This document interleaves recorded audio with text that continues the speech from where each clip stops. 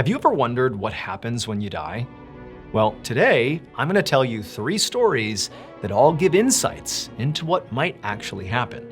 And these are not hokey stories. These are stories with evidence, photographic evidence in some cases. These are deep, unsettling stories. But before we get into those stories, if you're a fan of the strange, dark, and mysterious delivered in story format, then you've come to the right place because that's all we do and we upload once a week. So if that's of interest to you, please sneak into the like button's house and flip all of their wall-mounted TVs upside down. Also, please subscribe to our channel and turn on all notifications so you don't miss any of our weekly uploads.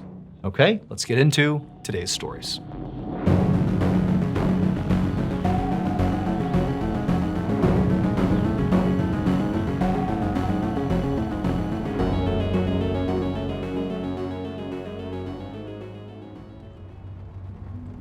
On the evening of December 27th, 1984, a 16-year-old boy named John Boulware sat in the passenger seat of his best friend's Jeep as they drove down a residential road in St. Paul, Minnesota. John's best friend was driving, and 2 more of their friends from school were in the back seat. They were all talking and laughing and singing along to the radio. It was dark outside and it was rainy and kind of an awful night, but John didn't care. He was way too excited because that night he and his buddies were on their way to see the megastar musician Prince perform live. So Prince was obviously a massive, massive star at the time, and anyone at the time would have been pretty excited to go see him perform live. But this was a particularly big deal for John and his friends because Prince was actually from Minneapolis, Minnesota, which was just 20 minutes away from St. Paul where they were from. So it was kind of like they were going to see their hometown hero. Now, John and his friends didn't expect to become, huge rock star gods like Prince. But there was just something about seeing, this hometown guy achieve his dreams on an international scale. It was just really inspiring. And so again, John and his friends are just so stoked about this concert, they can't wait to get there. And so John, with all this excitement, he turns around to talk to his friends in the backseat about this concert and how great it's gonna be. But right as he turns around, he hears a loud screeching sound and he whips his head back around just in time to see the headlights of the car aimed at this tree that they're careening straight towards. He screams, he hears his friends screaming, they smash into the tree, and everything goes dark. A few minutes later, a St. Paul police officer named Brian Coyle and his patrol partner pulled up behind the now wrecked Jeep. They'd been on their regular patrol when they'd gotten a call about the car crash. Now, the call hadn't come from anybody in the crash, so they really didn't know what to expect. Now, when Coyle stepped out of his own car and walked towards the wreck, it was raining and dark out and, the visibility wasn't great, but right away he saw there were 3 teenagers who were standing upright outside of the car. Now, they looked pretty shaken up and they visibly had some cuts on their body, but overall, his assessment was they were basically okay. And so while Coyle's partner went to go examine the wreck itself, Coyle walked up to these teenagers. And one of them, through tears, explained to Coyle that he had been driving, and he said he had been just going too fast, and he tried to take a sharp turn, and he hydroplaned, lost control, and they hit the tree. And then the driver said, it didn't matter though how this happened, because what mattered now is his friend, John, is still in the car, and he's not moving. And so Officer Coyle left the teenagers and told them to stay put, and he walked over to the wreck where his partner was, and Coyle, he knelt down and he looked inside the Jeep, and he saw the other teenager, John, slumped over inside the passenger seat, and he wasn't moving. And so Coyle asked his partner, hey, have you checked him? Is he okay? And the partner looked at Coyle and just said, no, he's dead. And so Officer Coyle took a deep breath, and while his partner called for backup and taped off the scene, Coyle went back to John's friends and broke the news as gently as he could. But of course, they were all devastated. The only thing Coyle could do to help them was to call an ambulance to come and take them to the hospital to get checked out. Once the ambulance had taken them away, and once John's body had been removed from the Jeep, Officer Coyle and his partner began to document the scene by taking photos of the crashed car with a camera. Now, this was all standard practice, and so while they did it, they didn't think anything of it. However, about a week later, when Coyle and his partner were reviewing the photos they took, Coyle noticed something shocking. One of the pictures that Officer Coyle had taken was so bizarre that it ended up in newspapers, not only in Minnesota, but all over the country. Even today, 30 plus years later, people are still talking about it. And when you see this photo, you'll understand why. This is the photograph. And if you look at the top right, above the Jeep's open door, you'll see something that could just be a flash of light. But to Officer Coyle and so many others who have looked at this photograph, they say that weird apparition-looking thing above the Jeep looks eerily similar to John Boulware's face, the 16-year-old victim of the car crash. And it almost looks like this photograph captured like the moment of John's spirit departing Earth, like it's showing his final moment in life, like when he died, screaming as the car is about to crash into this tree.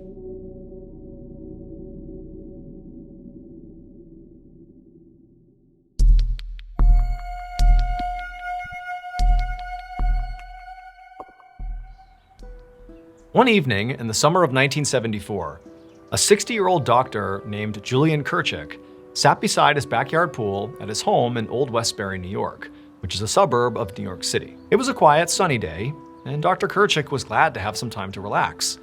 He was a surgeon at a local hospital, and he also had a wife and 4 children, so it was not often that he got a moment of peace to himself. And so Dr. Kirchick leaned back in his seat and closed his eyes and tried to relax for a second, when all of a sudden he heard something rustle in the bushes nearby. Now at first he just figured it must be a squirrel or a bird or something, so he didn't even bother opening his eyes, like this is just nature, it's fine. But this rustling sound persisted, and it just wouldn't stop. And so eventually, Dr. Kirchick did open his eyes, and he got up out of his chair to go see what was going on. Now, these bushes were like 20 feet away from the doctor, and so in order to truly investigate, he had to get up and actually walk over there. And so he gets up and he takes a few steps when he suddenly freezes. Because now, when he's looking at the bushes, he sees there is someone standing, basically in the bushes, a person. But he realized this person was not a normal-looking person. The person was wearing what appeared to be this dark, long robe that covered their whole body. And in fact, the robe kind of obscured their face. It was like they were this dark presence just standing there in the middle of these bushes. And so Dr. Kirchick is just frozen, having no idea how to react to this. I mean, does he call out for help? Does he, chase this guy out of his yard? Like, what does he do here? And as he's standing there transfixed, this person in the robe extends one of their arms, this long, skinny arm, and kind of begins to beckon Dr. Kirchick towards them. And Dr. Kirchick went from being sort of startled to being terrified. This figure basically looked like the Grim Reaper. And it felt like now the Grim Reaper is beckoning him to come with him, to come die, basically. That was the feeling he suddenly had. And it was unbelievably overwhelming. And so Dr. Kirchick is staring, horrified. He blinks for a second, and the man is gone. Over the next few days, Dr. Kirchick obsessed over what he had just seen. I mean, really, it felt like he had just witnessed the Grim Reaper, and worse, that the Grim Reaper was like telling him to come with him. Like he was signaling to Dr. Kirchick that his time on Earth had come to an end, that his death was imminent. That's what Dr. Kirchick is thinking. But Dr. Kirchick, he's a surgeon. He's a man of science and reason, and he can't understand how this could have happened. I mean, even if it was just a hallucination, it was so vivid. It was so visceral. Like, how could this be? What's going on with him? But the problem Dr. Kirchick had was, who's he going to talk to about this? Hey, by the way, I saw the Grim Reaper, and now I'm worried I'm going to die soon, or maybe somebody in my family's going to die soon, or a patient is going to die soon.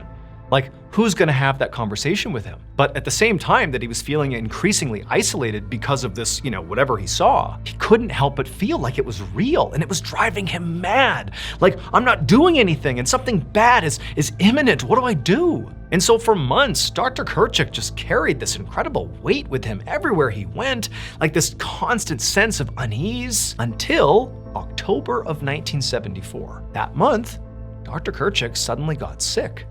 He had a fever, and it just wouldn't go away. And so he went to his own doctor for a checkup, and his doctor told him, I got some bad news. That day, Dr. Kirchick was diagnosed with an incurable form of blood cancer. He was heartbroken, but he was not totally surprised, because for him, this sort of felt like a validation of what he'd already seen. Death, the Grim Reaper, had been calling him, and now Dr. Kirchick knew why. Dr. Kirchick would share his story with newspapers, which is how we know about it today. And shortly after sharing his story, Dr. Kirchick would die.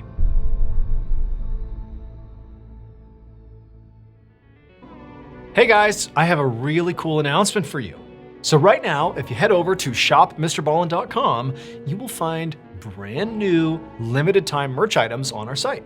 We have the brand new signature MrBallen hat. Okay, you gotta wear that backwards, of course. There's the black version, and also we have the white mesh version as well. Very cool. It's the thumbs up logo. Very nice, cool hat. And then of course, we also have this nifty new flannel color, okay? Yellow. Really fits the vibe of the fall season. Okay, get yourself one of these. But remember, these are limited time items just for the fall, so get them while you can. Again, that is shopmrballen.com. You got the new flannel, the multiple versions of the hat that you gotta wear backwards. Go check it out. Again, shopmrballen.com. Thank you.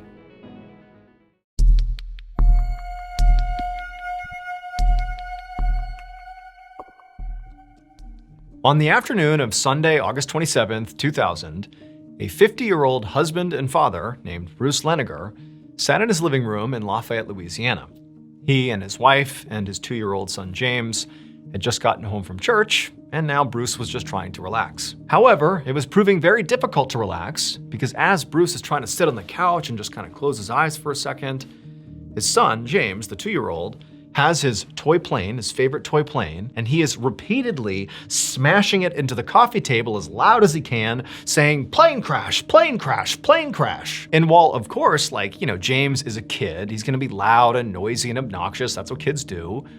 But for Bruce, he's watching his son do this, and he couldn't help but be really concerned. Because lately, over the past few months, James had become unnaturally fixated, not on planes, but on plane crashes. And even more specifically, James had begun having these recurring nightmares, 4 or 5 times a week, where he'd wake up terrified and he would say he, James, had just been in a horrible fiery plane crash. And it was every night. That was the nightmare. And it was Bruce and his wife didn't even know what to make of this. Where's he getting this from? James was a pretty sheltered kid. He wasn't being exposed to, horrible plane crashes, either in movies or TV shows or books. I mean, he's a 2-year-old. It just made no sense that he was having this recurring nightmare. But what made it even more kind of unsettling is that James wasn't just fixated on the plane crash aspect of this nightmare. He also began to tell Bruce and his wife these weird details about the plane crash, because it was always the same plane crash in his nightmare. He began telling his parents that the Japanese shot me down. And Bruce and his wife are like, what is he referencing? Is this a World War II reference? But again, he's 2. Developmentally, it's not something he would say even if he was exposed to it. It just didn't make any sense. Now, over the past few months that this behavior had really ramped up, Bruce and his wife had taken James to the doctor to say, what's going on here? What's my kid doing? I don't understand any of this. And the doctors were all like, nah, he's a kid. Yeah, it's a weird fixation he's got, but he'll grow out of it. Don't worry about it. But to Bruce and his wife, it just seemed like James was not growing out of it. He was just getting more and more fixated as time went on. And so as Bruce is sitting there on the couch watching James for the millionth time smash his toy plane into the coffee table and pretend it was this plane crash he couldn't stop thinking about, Bruce decided he had to do something about this. And so over the next couple of months, Bruce, instead of trying to figure out what was wrong with James that was causing him to fixate on this plane crash, instead of doing that, he began sort of leaning in and asking James to give him more information about whatever he was seeing in his nightmare. Give me all the specifics you can possibly recall. And James would eventually let on that it wasn't just the Japanese that shot him down, it was the Japanese military. And also, the type of plane that James was flying in apparently was a Corsair plane. Bruce had never heard of that before, and again, he's looking at his 2-year-old son thinking, how do you even know what a Corsair plane is? But nonetheless, that's what James said. And so Bruce doesn't know what to do with this information, but again, he's just trying to learn. And so in November of that year, Bruce found himself sitting in the living room, and he had this World War II coffee table book that he had actually purchased for his father, but he hadn't given it to him yet. And he saw James, playing with his plane, smashing it into the coffee table. And Bruce, he grabs this coffee table book full of pictures of pilots and combat and war, and he flips to pictures of pilots from World War II. Because now, Bruce is thinking maybe my son somehow is imagining a scene from World War II. A pilot has crashed in World War II, the Japanese military shot them down, I don't know. No idea how he got this image, but that could be what he's thinking about. And so he's like, well, maybe I'll just start looking at pictures from World War II of pilots, and maybe somehow or another James will look at this and something will click for him. Bruce really didn't know what he was trying to get out of this, but either way, he called James over and he shows him this book. And he's like, James, do you recognize any of these planes? Like, are any of these planes the Corsair plane that you flew, in your dream? Is any of this stuff sort of lining up with your dream? Again, he's talking to a 2-year-old, but the 2-year-old sort of got it. James looked at the pages, but nothing clicked. James sort of reached down and was just kind of flipping through all the pages, and there was nothing. There was no connection with James. But towards the end of the coffee table book, where Bruce is thinking, like, what am I even doing here? I'm like prompting my 2-year-old to research World War II with me. Like, what is this? What is going on here? But as James is flipping the pages, he suddenly stops and he points at one of the pages and he says to his dad, "That's where I was shot down." And he's pointing at the Battle of Iwo Jima. And so Bruce, again, he doesn't really know what he's trying to accomplish here, but, clearly his son has pointed out this particular fact that's sort of roughly tied in with the other things he's brought up. He's had this dream about being a pilot who crashes because the Japanese military shot him down. He's highlighting a battle in Japan during World War II where, the Allies were fighting the Axis powers and the Japanese, could have been shooting somebody down. So it sort of made sense. Okay, fine.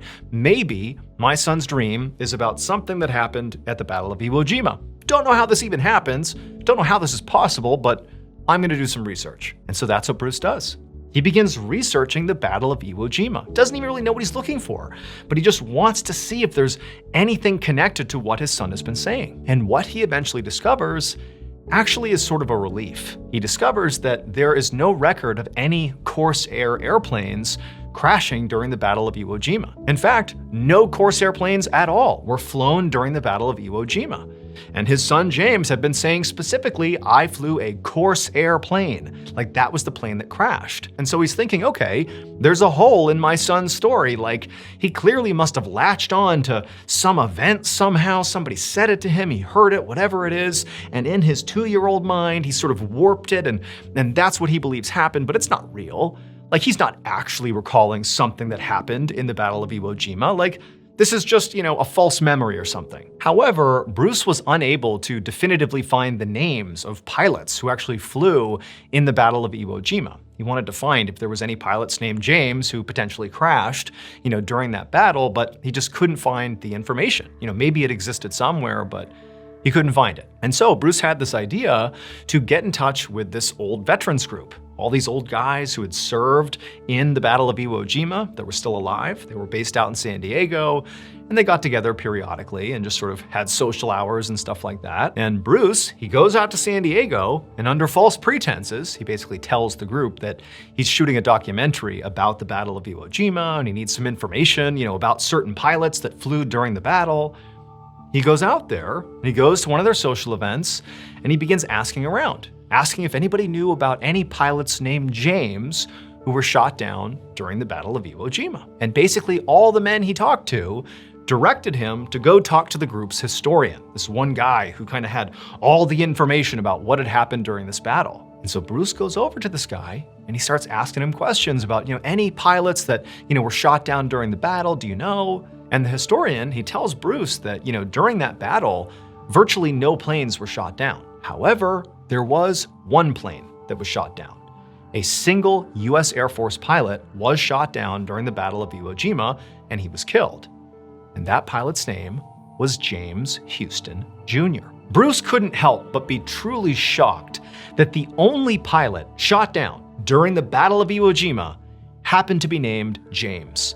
Like, that just seemed like a coincidence that couldn't be possible, considering what his son was saying. And so suddenly, Bruce doesn't know what to make of this information he's been given. For so long, his 2-year-old son, named James, has been talking about how in his dream he's been shot down by the Japanese military during the Battle of Iwo Jima. And now he's being told there was a single pilot shot down in real life during the Battle of Iwo Jima, and his name was James? Like, how is that possible? That just seems impossible. And so at this point, Bruce is really holding on to the fact that his son had said his plane that he was shot down in was a Corsair plane. And this guy, James Houston Jr., who was shot down, the plane he was shot down in was not a Corsair plane. And so Bruce is telling himself, like, okay, this is just a crazy coincidence. Like, this didn't somehow happen to my son. He's not like channeling somebody else who died years ago. Like, that can't be what's happening here. This is just a wild set of circumstances. That's all this is. But he's freaked out now. And so he calls his wife and he tells her about what he's learned, and he kind of downplays how much this has really unsettled him. But he ultimately tells his wife, and the two of them decide, okay, you know what? Let's just do a little bit more research and just figure out what's going on here. Like, this is just so crazy. We got to do a little bit more research. And in doing research about James Houston Jr., they discover that James has a sister who is still alive. And so they decide to contact her. Not really even sure what they're going to say, but they figure, you know what, let's just get in touch with her and just tell her what's going on. Who knows? Maybe somehow she can explain this. Who knows? And so kind of on a whim, James and his wife, they send a message to this woman, to the sister. And the sister, when she finds out there's this 2-year-old who's sort of referencing her brother's death in some way, for whatever reason, her reaction was to send actual physical photographs of James Houston Jr. when he was a pilot, when he served in the military. She just sent a whole bunch of pictures to Bruce, his wife, and James to look at. Like, there really wasn't a clear set of what do we do now, and so that's what she did. Here are some pictures. And when Bruce looked at these photos, it was like his whole world was completely rocked. Because in one of the photos that clearly showed James Houston Jr., he is standing in front of a plane, and that plane was a Corsair plane. And so at this point, for Bruce, it felt like the set of circumstances, the coincidences here, were simply too much to ignore. This is no longer coincidence. This is something else. And also, there's one other small detail that now was sort of bubbling up in Bruce's mind, and that was, periodically, his son James would talk about how he really wasn't named James. He was named James III. Just periodically, his son would say that. Not every time, but he brought it up enough that it was sort of a known thing, that he was James III. And now Bruce is thinking, James Houston Jr.? That's James II. My son? How could he possibly know all these things that happened to James Houston Jr.